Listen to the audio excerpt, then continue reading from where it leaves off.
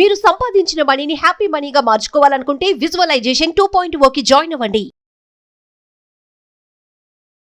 Hello viewers, welcome back to our channel. Co living అనే పదాన్ని మనం అరుదుగా వింటుంటాం. కానీ హైదరాబాద్లో చూసుకుంటే ఈ కో లివింగ్ కల్చర్ అనేది మామూలుగా మారిపోయింది. ఒక అమ్మాయి, పెళ్ళికాని అమ్మాయి, పెళ్ళికాని అబ్బాయి కలిసి హాస్టల్లో ఉండడం, అపార్ట్మెంట్స్లో ఉండడం అనేది ఈ మధ్య కాలంలో మనం బాగా చూస్తున్నాము. మరి దీనిని కో లివింగ్ కల్చర్ అనే దాన్ని కొంతమంది సమర్థిస్తున్నారు, కొంతమంది ఇది చాలా ప్రమాదాలకు దారితీస్తుంది, యువత తప్పుదోవ పడుతుంది అని కూడా చెప్తున్నారు. మరి దీనిపైన కౌన్సిలర్స్, మోటివేషనల్ స్పీకర్ ఏమంటారో వారి మాటలను తెలుసుకుందాం. ప్రస్తుతం మనతో స్టూడియోలో ఉన్నారు motivational speaker and counsellor Rajani Ramma గారు. నమస్తే మ్యామ్. నమస్తే Naveena. Ma'am, co living culture మీరు వినే ఉంటారు. సో ఈ కల్చర్ అనేది ఒక ట్రెండే అయిపోయింది. ఇప్పుడు కొంచెం పాష్ అని కూడా చెప్తున్నారు. అంటే ఇది చాలామంది, కొంతమంది ఓకే అంటున్నారు, కొంతమంది మాత్రం యువత రాంగ్ వేలో వెళ్తుంది, మంచిగా ఉన్నంతసేపు పర్వాలేదు, ఏదైనా మిస్టేక్ జరిగితే ప్రమాదం అని చెప్తున్నారు. దీన్ని మీరు ఏమంటారు మేడం? కోలివింగ్ అంటే అమ్మాయిలు అబ్బాయిలే కలిసి ఉండాలని ఏముంది? అబ్బాయిలు కలిసి ఉండొచ్చు, అమ్మాయిలు కలిసి ఉండొచ్చు కదా. అయితే ఈ కోలివింగ్ అనేది ఏంటంటే ఒక రెంటల్ పర్పస్ మీద స్టార్ట్ అయింది అసలు ఇది. ఇప్పుడు ఇద్దరు కలిసి ఉంటే రెంట్ తగ్గుతుంది 50-50. ఒకళ్ళే అయితే ఇప్పుడు లగ్జరియస్గా ఉంటున్నాయి కదా బిల్డింగ్స్ అనేవి, విత్ ఆల్ ఫెసిలిటీస్. లేనిదంటూ ఏమి ఉండదు అక్కడ. రిక్రియేషనే కానీ, స్పోర్ట్స్ కానీ, గేమ్స్ కానీ, టైంపాస్ కానీ, టీవీలు కానీ, ఒక క్లీనింగ్, లాండ్రీస్, సెక్యూరిటీ పర్పస్, వాళ్ళు కూడా అన్ని ఫెసిలిటీస్ పెడతారు కాబట్టి with CC cameras 24 hours full security. ఇప్పుడు అమ్మాయిలు ఉన్నారనుకో విడిగా, ఒకవేళ మంచి అమ్మాయిలు అయితే విడిగా ఉంటారు, అబ్బాయిలతో ఉండేవాళ్ళు కూడా ఉన్నారు. అలా అమ్మాయిలు మాత్రమే ఉండే రూమ్స్లో కూడా అలారం మనకి మోగించడానికి స్పెషల్ యాప్స్ అని, బటన్స్ అని అరేంజ్మెంట్స్ కూడా వాళ్ళ రూమ్స్లో చేస్తున్నారు. మరి ఇంత హైలీ అరేంజ్మెంట్స్ చేస్తున్నప్పుడు దానికి తగ్గ రెంట్స్ వాళ్ళు కలెక్ట్ చేస్తారు. అయితే అది 3 star హోటల్ లెవెల్లో, 5 star హోటల్ లెవెల్లో తగ్గకుండా ఉంటున్నాయి. తర్వాత ఏంటంటే ఇప్పుడు అంటే వాళ్ళు ఇచ్చే ఫెసిలిటీస్ని బట్టి వాటి రేంజెస్ కూడా ఉంటాయి, అది వేరే విషయము. వీళ్ళు ఏంటంటే రెంట్ మనము షేర్ చేసుకుందాము అనే పర్పస్తో స్టార్ట్ అయ్యి, సరే కొంచెం సేవ్ చేసుకోండి, ఇంటికి డబ్బులు పంపించాలి. కానీ ఇది మెల్లమెల్లగా కల్చర్ విలాసాలకు అలవాటు పడిపోయి ఇప్పుడు 5 star హోటల్లో ఉన్నట్టు ఫీలింగే ఉంటుంది వాళ్ళకి. ఉన్నప్పుడు ఆటోమేటిక్గా ఇంకా ఇంకా వాళ్ళ విలాసాలకి, లగ్జూరియస్ లైఫ్కి అలవాటు పడతారు. అంటే ఆటోమేటిక్గా అదే కావాలనిపిస్తుంది, ఒకళ్ళని చూసి ఒకళ్ళు, ఒకళ్ళని చూసి ఒకళ్ళు. అంటే దీని నుంచి ప్రమాదాలు కూడా ఉంటాయని కొంతమంది అంటున్నారు మేడం. మరి యంగ్స్టర్స్ రాంగ్ వేలో కూడా వెళ్తారు. కలిసి ఉన్నంతసేపు ఓకే, పర్లేదు, హ్యాపీగా ఉండడం, వెళ్ళడం ఓకే. తర్వాత జరిగే పరిణామాలు ఎలా ఉంటాయి? పరిణామాలు అంటే వాళ్ళు అక్కడ ఉంటున్న విధానాన్ని బట్టి పరిణామాలు ఉంటాయి. ఇప్పుడు నేను ఇందాక చెప్పినట్టు అమ్మాయిలు మాత్రమే ఉన్నారనుకోండి, 2-3 ఒక రూమ్లో షేరింగ్, దాని విధానాన్ని బట్టి వాళ్ళకి పెద్దగా నష్టాలు ఏమి జరగవు. అమ్మాయిలు అబ్బాయిలు కలిసి ఉంటే కదా ఏదన్నా, అప్పటికీ కూడా రాకపోవచ్చు, కానీ ఆ కల్చర్, అది ఆ కల్చర్ అవసరమా? ఇప్పుడు అమ్మాయిలతో ఉండాలి, అబ్బాయిలతో ఉండాలి అని అంటారు. మీరు ఇలా కలిసి ఉండండి. అబ్బాయిలతో ఎందుకు కలిసి ఉండాలంటే మీ మైండ్లో, మీ మైండ్ సెట్, మీ ఆలోచన, మీ థాట్ ప్రాసెస్ అనేది వేరే విధంగా ఉంది. ఉన్నప్పుడే కదా మీరు అబ్బాయిలతో ఉండాలి లేదా అమ్మాయిలతో ఉండాలనే ఆలోచన అప్పుడు కదా వస్తుంది. అసలు ఇది ఒక కల్చర్ అని కూడా చెప్పండి నేను. ఇప్పుడు ఒక ఏమంటారంటే ఒక్కొక్క ఏరియాలో ఒక్కొక్క లోపమో, ఒక్కొక్క లోటో, తక్కువ కానీ ఎక్కువ కానీ ఫెసిలిటీ అట్లా ఉండొచ్చు. అంటే ఎగ్జాంపుల్ ఏం చెప్తాను, నేను అంతా తిరిగాను కాబట్టి చెప్తున్నాను. లైక్ బాంబే లాంటి సిటీస్లో అసలు మనుషులు ఉండడానికి ప్లేస్ ఉండదు. మనం ఇప్పుడు ఒక చిన్న కిచెన్ ఉందనుకోండి, దాంట్లోనే ఎన్నో పెడతారు, గోడల్లోంచి బయటకు లాగే, దాన్ని ఏమంటారు, ఒక ర్యాక్స్ లాగా లాగుతారు, 2-3 అలా కడతారు, 4 పక్కల కడతారు. అలాగా వన్ సైడ్ నిలబడి జస్ట్ మనిషి నిలబడటానికే వంట ఉంటుంది. ఇటు ఈ ఎప్పుడైతే ఏ ర్యాక్ అవసరమైతే ఆ ర్యాక్ బయటకు లాక్కుంటారు. ఫర్ ఎగ్జాంపుల్ ఇదంతా ఒక చిన్నగా సామాన్లు, కిచెన్ ఐటమ్స్, గ్రాసరీస్ పెట్టుకోవడానికి ఒక చిన్న దాంట్లో నుంచి ఒకటి ఇంకో సైడ్ 1, 2, 3 అలా ఉండొచ్చు. ఒక్కొక్కటి బయటకు లాగుతారు నైట్ అయ్యేటప్పటికి. ఎందుకు? పడుకోవడానికి. ఫ్యామిలీ మెంబర్స్ 2 ఉండొచ్చు, 3 ఉండొచ్చు, 4 ఉండొచ్చు, చెప్పలేం. ఇది ఇప్పటిది కాదు, బాంబేలో ఎప్పటి సంగతో, 40-50 సంవత్సరాల నుంచి ఈ కల్చర్ కాదు. నేనేమంటానంటే ఇది ఒక నీడ్, వాళ్ళకి ప్లేస్ లేదు అంత. బాంబే అనేది ఎప్పుడూ కూడా కాస్ట్లీ సిటీ. అలాంటప్పుడు వీళ్ళు రెంట్కి ఉండటానికి కానీ, సొంత ఇల్లు కట్టుకోవడానికి కానీ, ఒక పెద్ద ఇల్లు రెంట్కి తీసుకోవడానికి కానీ వీలు లేని పరిస్థితి. ఇప్పుడు అందరూ అంతంత పే చేయలేరు.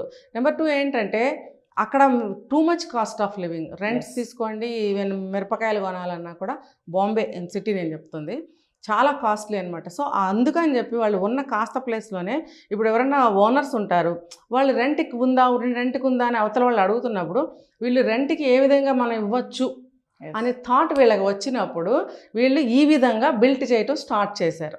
అంటే నేను బాంబేలో ఉన్నాను కాబట్టి నేను ఉండున్నాను ఒకప్పుడు కాబట్టి నేను చెప్తాను, చూశాను. నేను ఎక్కడుంటే అక్కడ సర్వే చేయటం అలవాటు నాకు. ఈవెన్ వాళ్ళు స్లమ్ ఏరియాస్ ఉంటాయండి పక్కన, రోడ్డు పక్కనే. వాళ్ళ జీవన విధానం టార్పాలిన్ గుడిసెలాగా వేసుకొని ఉంటారు. దాని లోపలికి వెళ్ళి చూడండి మీరు, ఆ చిన్న దాంట్లోనే 4 పక్కల రకరకాల ఫెసిలిటీస్ ఉంటాయి. మనకు ఆశ్చర్యం వేస్తుంది. వాళ్ళ ఇంట్లో ఉన్న 3-4 మెంబర్స్ కూడా వర్క్ చేస్తూనే ఉంటారు. అన్ని 4 ఇన్కమ్స్ ఉన్నా కూడా వాళ్ళు రోడ్డు పక్కన, ఇప్పుడు మన కన్స్ట్రక్షన్ అయ్యే దగ్గర రోడ్డు పక్కన టార్పాలిన్ వేసుకొని జస్ట్ పేవ్మెంట్ మీద ఉంటారు కదా, ఆ పేవ్మెంట్ మీదనే ఉంటాయి ఇలాంటి ఇళ్ళు. మేబీ అది చూసే మన వాళ్ళు ఈ కూలి వాళ్ళకి కన్స్ట్రక్షన్ ప్లేసెస్లో అది ప్రొవైడ్ చేస్తున్నారేమో ఈ రోజుల్లో మనకి ఇక్కడ. అయితే అక్కడ లైఫ్ స్టైలే అది, ఇంక తప్పదు. రోడ్డు పక్కనే అది వేసేసుకుంటారు, లోపల అనేకమైన అరలు పెట్టేసుకుని ఫెసిలిటీస్ చేసుకుంటారు. ఎందుకంటే స్థలాభావం, స్థలం లేదు, తర్వాత పే చేయలేరు, అంత స్తోమత ఉండదు, ఉన్నా కూడా సరిపోదు. నలుగురు సంపాదించినా ఆ సంపాదన సరిపోదు. సో ఇంకా మనలాంటి వాళ్ళు జాబ్ చేసేవాళ్ళు కూడా, నేను ఇందాక చెప్పినట్టు ఒక రూమ్, ఆ రూమే ఎంతో కాస్ట్. ఎప్పుడో 40-50 సంవత్సరాల క్రితమే 5,000-10,000 ఉండేదట. అంటే దాదాపు నాకు అంతగా తెలియదు ఆ రోజుల్లో, నేను ఐడియా ప్రకారం చెప్తున్నా, విన్నదాని ప్రకారం. మరి ఆ రోజుల్లోనే అంతా ఉంటే వాళ్ళు, ఆ రోజుల్లో డబ్బు చాలా తక్కువ ఇది కదా, మరి అప్పుడే అంత రేటు పెడితే వాళ్ళు, మరి ఇప్పుడు ఈ రోజుల్లో ఎంతెంత రెంట్స్ ఉంటాయి. ఒక్కసారి ఎవరైనా ఇంట్రెస్ట్ ఉంటే బాంబే వెళ్ళి చూసి రావచ్చు ఈ లైఫ్ స్టైల్ జీవన విధానాన్ని. మేడం మీరు చూసుకుంటే ఇప్పుడు నీడ్ అంటున్నారు మీరు, ఒక విషయం నీడ్ అన్నారు కాబట్టి ఓకే, మరి ఎంతమంది ఆ నీడ్కి సంబంధించి కో లివింగ్ కల్చర్ అనేది ఉపయోగించుకుంటున్నారంటారా? ఇక్కడ నేను బాంబే సంగతి ఎందుకు తీసుకొస్తున్నానంటే, ఫస్ట్ ఇది తెలుసుకోవాలి అందరూ కూడా, మనం ఎందుకు చెయ్యాలి అంటే. ఇది కొంచెం బ్యాక్ వెళ్ళి మనం తెలుసు, అక్కడ లేదా ఇక్కడ లేదా. కొంతమంది చెప్తున్నారు నార్త్ ఇండియన్ కల్చర్, కొంతమంది చెప్తున్నారు వెస్ట్రన్ కల్చర్. ఓకే, ఎక్కడన్నా అక్కడక్కడ ఉందేమో కానీ నార్త్ ఇండియన్ కల్చర్ అనేది నాకు అక్కడ అలా చూడలేదు. కొన్ని స్పెసిఫిక్, ఇప్పుడు కోల్కతా ఉంది, బాంబే ఉంది, తర్వాత ఇంకా కొన్ని ప్లేసులు ఇలాంటివి ఉంటాయి. ఆ ప్లేసుల్లో అలా ఉన్నారు. ఇల్లు చాలక ఒక చిన్న రూమ్లో 4 పక్కల అరలు కట్టేసి అది బయటకు లాక్కొని పడుకోవటం, అది బయటకు లాక్కొని ఇస్త్రీలు వేసుకోవడం, అలా అనమాట. చిన్న 4 పక్కల కట్టుకుంటారు. ఆ ఉద్దేశం వేరు కదా. ఇప్పుడు మనం ఎందుకు ఉంటున్నాం? సరే ఎగ్జాంపుల్, మనకి ఇది రెంట్ మనకి కలిసి వస్తుందని చెప్పి 2-3 కలిసి ఉంటున్నప్పుడు మీరు ఎంత డబ్బు సేవ్ చేస్తున్నారా? మీరు ఆ డబ్బు, మిగిలిన డబ్బును ఏం చేస్తున్నారో మీకే తెలుసు. ఇప్పుడు ఏమేం పార్టీలకు వెళ్తున్నారో వెళ్ళే వాళ్ళకి, ఆ పార్టీలకు వెళ్ళే వాళ్ళకే తెలుసు. మరి అమ్మ నాన్నలకు డబ్బు పంపిస్తామని చెప్పి అమ్మాయి అయినా సరే అబ్బాయి అయినా సరే మేము ఇక్కడ ఇలాగ షేరింగ్ చేసుకుంటున్నాము. వంట చేసుకోవాలనుకుంటే కూడా ఆ వంట కూడా షేర్ చేసుకుంటాం. లైక్ మన వేరే బయట కంట్రీస్లో మన వాళ్ళు వెళ్తే కనుక షేర్ చేసుకుని వంట చేసుకోవడం, అన్నీ షేర్ ఎలా చేసుకుంటారో మేము కూడా ఇక్కడ ఎలా కష్టపడుతున్నాం, ఇంత మనీ మేము సేవింగ్స్ చూపించడానికి లేకపోతే పెట్టుకోవడానికి అని చెప్పి పేరెంట్స్కి చెప్తారు. వాళ్ళు వచ్చి పాపం చూడరు, ఇవన్నీ నిజమే అనుకుంటారు. అఫ్కోర్స్ వచ్చినప్పుడు నిజంగానే ఆ భావంతో వస్తారు, వచ్చాక వాళ్ళు మార్చబడతారు. ఎందుకంటే దానికి అట్లా టెంప్ట్ అయిపోతారు, అంతే లొంగిపోతారు. అవన్నీ చూస్తారు కదా ఏమేమైతే ఉన్నాయో అవన్నిటికీ వాళ్ళ మనసు ఫిదా అయిపోతుంది. ఇంకా ఇవి అనుభవించలేని జీవితం ఎందుకు అనే థాట్ ప్రాసెస్ వల్ల వాళ్ళు దానికి లొంగుతారు. అంతేగాని అది మన నిస్సహాయ స్థితి, మన దగ్గర డబ్బు లేదు, ఆ పరిస్థితుల్లో బయట స్టేట్స్లో ఉంటున్నారు. మన ఇండియాలో సంగతి, నేను అదర్ కంట్రీస్ గురించి మనకు అనవసరం. మన ఇండియా కల్చర్ మనది, మన కల్చర్ ఏంటి, భారతీయ సంస్కృతి, దీని గురించి మనం మాట్లాడుకుందాం. పక్క స్టేట్స్లో ఉన్నారు అంటే అది తప్పనిసరి పరిస్థితి, అది వాళ్ళకది తప్పనిసరి పరిస్థితి, అవసరం ఉండాలి, వాళ్ళకి డబ్బు చాలదు. ఏదైనా ఇంత కొనుక్కోవాలన్నా బోల్ డబ్బు పెట్టాలి, వాళ్ళు నలుగురు సంపాదించినా సరిపోదు. అలాంటి పరిస్థితుల్లో వాళ్ళు అలా ఉన్నారు. ఇప్పుడు అలాంటి కల్చర్ని తీసుకొచ్చి ఇక్కడ పెట్టేసేసి వీళ్ళందరికీ, ఎవరైతే ఓనర్స్ ఉన్నారో వాళ్ళు బిజినెస్ కదా, ఇప్పుడు వీళ్ళందరూ ఇలా ఎందుకు ఉండాలి, అవసరం లేదు. ఇంకా చెప్పాలంటే ఇప్పుడు ఏదో స్లమ్ ఏరియాలో చెప్పానని కాదు, బాంబేలో బయట కూడా ఇప్పుడు జాబ్ చేస్తున్నారు, వేరే స్టేట్స్ నుంచి వచ్చిన వాళ్ళు ఉండొచ్చు, వాళ్ళు ఉండాలి అని అంటే ఈ యొక్క అలవాటు అనేది మొదలైంది. అక్కడ ఇద్దరిద్దరం కలిసి ఉంటే మనకి బాగుంటుంది కదా, కానీ వాళ్ళందరూ ఈ రకంగా ఉన్నారని మనకు తెలీదు, ఎక్కడా కూడా సాక్ష్యాలు లేవు. ఈ రోజుల్లో అయితే ఏమన్నా మారారేమో కానీ కాస్త ముందు రోజులకి వెళ్తే ఈ అమ్మాయిలు అబ్బాయిలు లివింగ్ రిలేషన్షిప్లో ఉండటము, లేకపోతే కో లివింగ్లో అర్థాలను మార్చేయడం అనేది అప్పట్లో లేదు. ఇప్పుడేమన్నా ఉందేమో, ఒకవేళ ఇప్పుడు ఉన్నా కూడా వాళ్ళ పరిస్థితి అదే, వాళ్ళు అంత ఎక్స్పెండిచర్ పే చేయలేరు. కాబట్టి ఇద్దరిద్దరు ముగ్గురు కలిసి ఉండవలసిందే. ఉన్నప్పుడు ఆటోమేటిక్ అట్రాక్షన్స్ ఉంటాయి, లొంగిపోటాలు ఉంటాయి, ఇష్టాయిష్టాలు ఉంటాయి. అవన్నీ మనకు అనవసరం. మనకు ఆ పరిస్థితి లేనప్పుడు మనం లివింగ్లో ఎందుకు ఉండాలి? ఓకే, లివింగ్ ఉన్నప్పుడు ఆ అవసరమైన వాళ్ళు ఉంటారు.